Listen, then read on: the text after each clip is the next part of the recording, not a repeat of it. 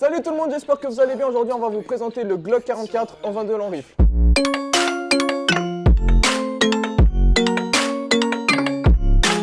En 2020, Glock a sorti deux modèles différents suite à la Gen 5, le Glock 44 en 22 long rifle et le Glock 45 en 9 mm qu'on va vous présenter dans une autre vidéo. Depuis quelques années, Glock crée des kits convertisseurs en 22 long rifle, notamment pour les Glock les plus vendus comme le Glock 19 ou le Glock 17. Il y a un réel problème avec ce kit de conversion, c'est le poids de la culasse vu qu'il est en full métal. L'avantage avec ce Glock, c'est que la culasse est un mélange entre polymère et métal, ce qui la rend beaucoup plus légère que les kits de conversion et qui n'a rarement des incidents de tir ou même de problèmes d'alimentation. Vu que ce Glock est un génération 5, l'avantage c'est que la hausse elle est réglable. Sur ce Glock, ce sont des chargeurs de 10 coups linéaires et Glock a annoncé très prochainement des chargeurs de 15 coups. Maintenant que je vous ai présenté ce Glock, on va passer au tir. Donc très important, on met les lunettes, le casque et c'est parti. Pour ce test là, on va utiliser de la munition haute vélocité de chez Hornady. Pour charger, rien de plus simple, donc là on va ouvrir.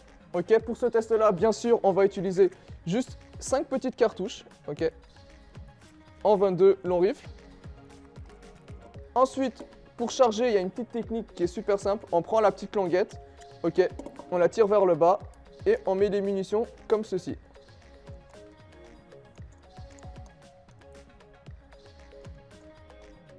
Une fois qu'on a notre chargeur prêt, on va tirer. Donc le drapeau, on va l'enlever.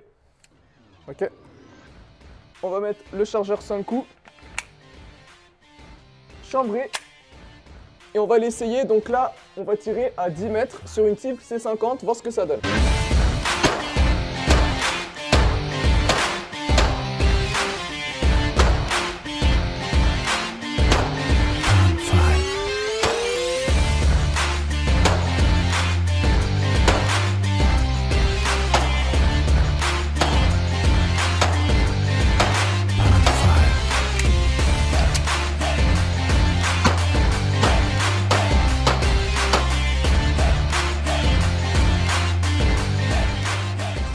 On voit bien qu'il n'y a eu pas d'incident de tir avec de la munition haute vélocité et grâce à sa culasse qui est extrêmement légère.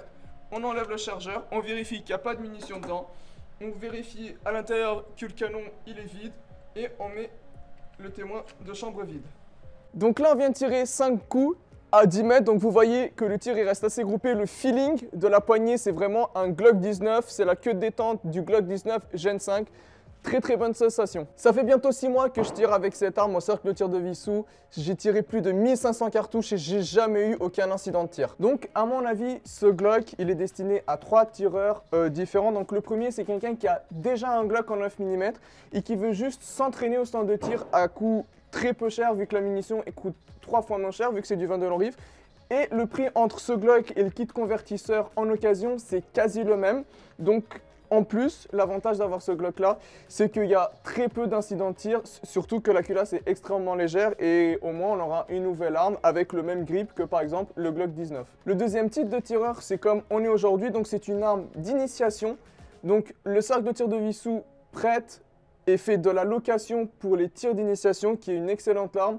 On a directement un grip du 19, comme je dis toujours, la queue de détente du 19, mais au 22 long rifle. Donc je pense que c'est une très bonne arme pour commencer le tir sportif. Et pour le troisième parti, je pense que c'est vraiment dédié pour tout ce qui est sécurité, c'est-à-dire la police, gendarmerie ou même l'armée qui veulent s'entraîner à un prix dérisoire. J'espère que la vidéo elle vous a plu, n'hésitez pas à liker, à vous abonner pour voir d'autres vidéos. Et si vous avez des questions sur le Glock 44, l'espace commentaire est disponible.